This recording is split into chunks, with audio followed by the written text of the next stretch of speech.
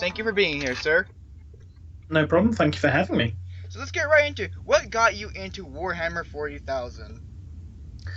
It happened when I was very young at school. This was back in the early 90s, just to give you some context. There was a kid in my class who brought in a Citadel Miniatures catalogue, which basically had all Warhammer Fantasy and Rogue Trader first edition 1.5 era Warhammer 40,000 models, and I just thought they looked, really cool. Really, the art style was really awesome, and that just kind of piqued my interest. But then that kid, he moved to a different school, and I didn't see anything in regards to Warhammer for a couple of years after that, until one day I was going food shopping with my dad, and going past a magazine rack, there was an issue of White Dwarf, issue 207, which featured the Eldar Viper jet bike on the cover.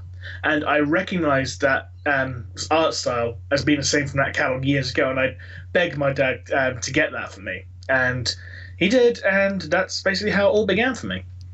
Nice. So, what made you start your channel? I was actually influenced by a couple of people to start a channel. I mean, I've always wanted to do a YouTube channel. I initially wanted to do like a gaming channel, but then I realized that gaming is such a saturated market these days. Like, it's really hard to break in as a gaming channel. But I was kind of inspired by game theory. Back when I used to actually do game theories rather than just doing YouTube and bottle flipping theories. And, I was still into the Warhammer lore because I was still reading through the Horus Heresy books at the time, even though I wasn't actually playing the game. And I realised there were so many unanswered questions within Warhammer 40,000. I mean, there's lots of lore channels out there. You got guys like, Vaults of Terror, for example, who's like the big lore channel. Yes. But there was no one really doing a theory channel. And I just kind of fell into like a niche market, essentially. Nice, which we all, as part of your audience, I say you do a really good job, and it's very enjoyable to watch the theories. Well, thank you. What made you do your homebrew of the week channel set of videos you do? Well, excuse me, sorry. Sorry, I apologise. I'm getting over a cold. You're fine. It just kind of sort of happened. I brought up on the Facebook page asking, would people be into that kind of thing, and a lot of people seemed overwhelmingly on board with the idea, and that's just kind of the birth of it, really. I see. What's been your favorite chapter you've had to produce for that series you've done? It's probably this orc warband called the Emerald Elite, which is like a Imperial Loyalist orc force, and it was really entertaining, like really silly the way orcs generally are, but without being out of place in 40k. Like, you can, if you like read through it, you could get the feel like this would actually work in regular 40k as an official thing, because with just the right amount of humor and seriousness combined. So that's probably my favorite one. I see. Okay, what's been the biggest challenge in doing 40k videos for your channel, and just as a general theme? Keeping up to date with new additions to the lore, because whenever you get new additions to lore, you have to like get in there, jump into the deep end and try and know as much all these new additions as possible. Like with the whole Gathering Storm arc that's come out, with the Fall of Cadia and the rise of Anid and now just coming. I was like, oh god, I need to do a video on Anid in the next day, just in case I'm wrong about all this. Yes. What's your most favorite video to do? Well, my most favourite videos there was probably the Christmas special about Caldor Drago, the one not to be taken seriously, the one that's like kind of set in a TTS verse, but done deadpan serious with stupid clips mixed in with Caldor Drago calling Kitten a starfruit and stuff like that. Yes. That was probably my most fun one to do. That was really entertaining, by the way. On Christmas morning watching that. So how long do you plan on making 40k video content? What other content can we see in the future from you? Excuse me. Well, I've actually got a topic list, and it's about 6 pages long. So there's going to be plenty of content for a while to come yet. I've got a couple of videos in the pipeline. I've got a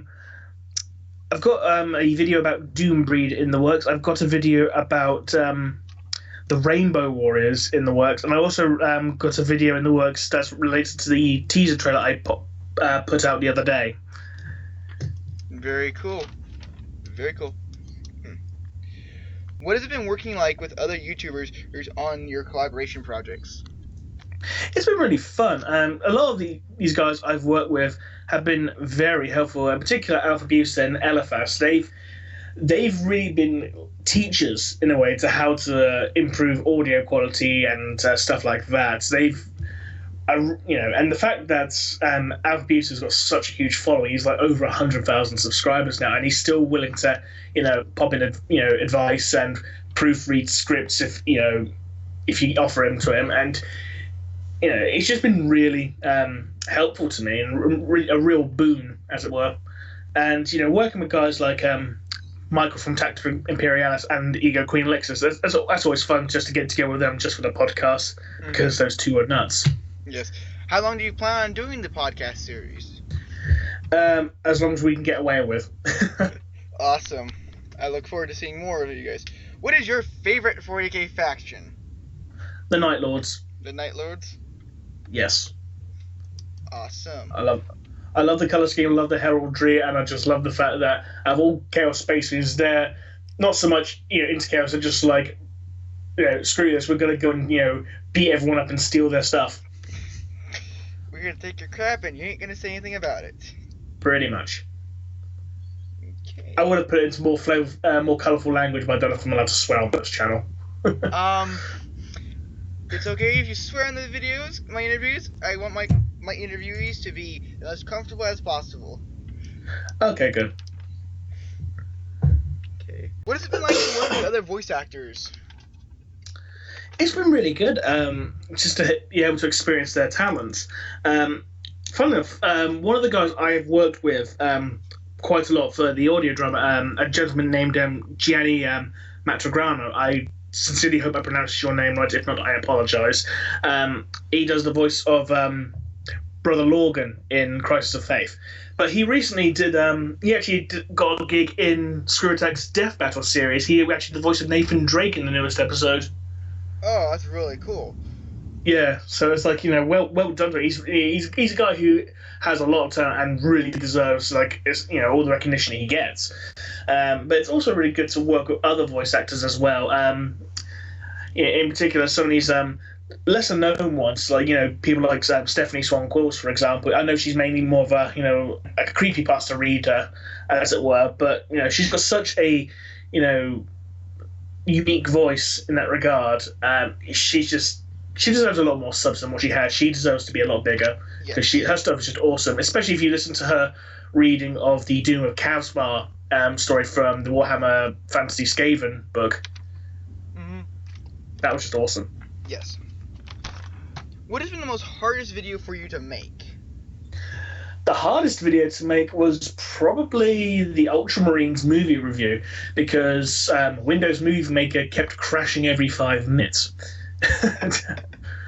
And yes, I use Windows Movie Maker because I don't actually have that much free cash, because I have a mortgage to pay, and unfortunately, ever since I have my back injury, YouTube is pretty much my only source of income these days, which has been quite hard.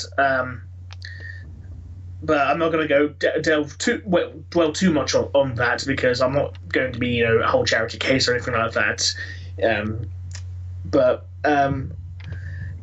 it's just hard to do a lot of stuff on Windows Movie Maker at times.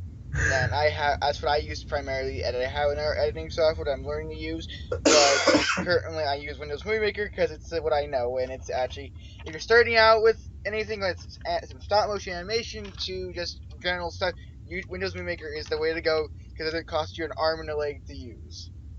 In fairness, it is actually pretty good if you're starting out to learn how to do video editing, because it is very easy to use, but you're just very limited in what you can do, though. That's the only downside. Yes.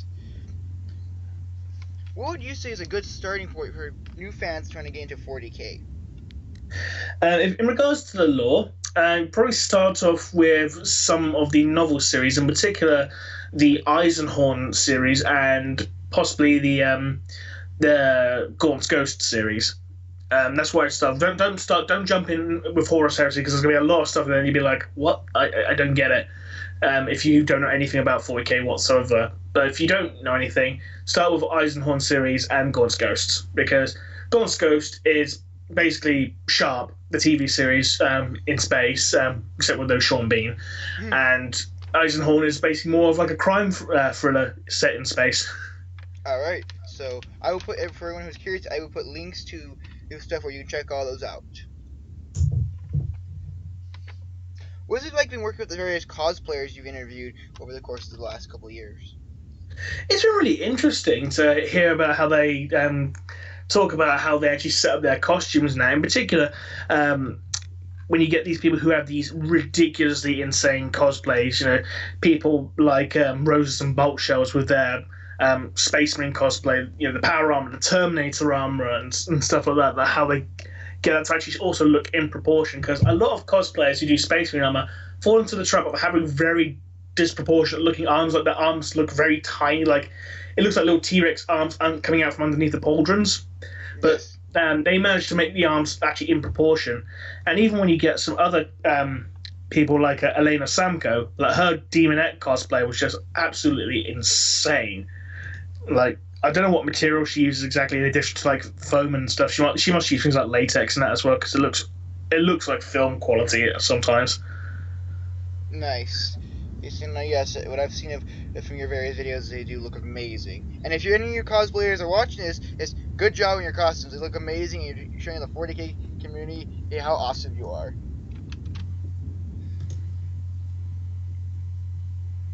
What has it been like working with other filmmakers and with Alpha Busey and them and the various specials you've done with them?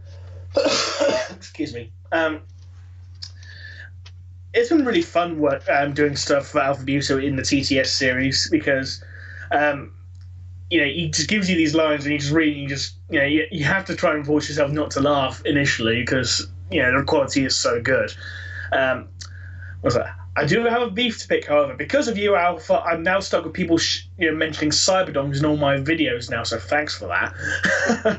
But in all seriousness, though, it is really fun working with and doing collaborations on other channels now as well, because it's always fun to work, do stuff with other people. So, yeah. Yes. Well, that's all the questions I have for you. Thank you for joining me. I really appreciate it. And everybody else, if you've not subscribed to 40k Theories, go subscribe now. And also, if you don't mind leaving a subscriber and like here on my channel.